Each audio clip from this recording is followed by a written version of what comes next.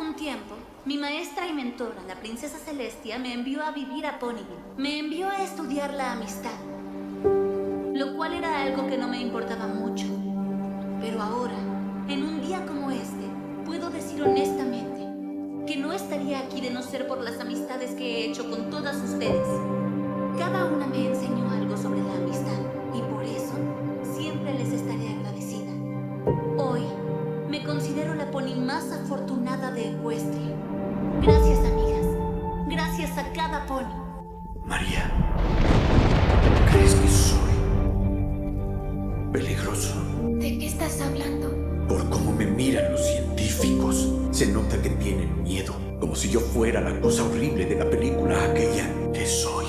Eres mi amigo. Puedes hacer o ser todo lo que quieras por lo que eres aquí dentro.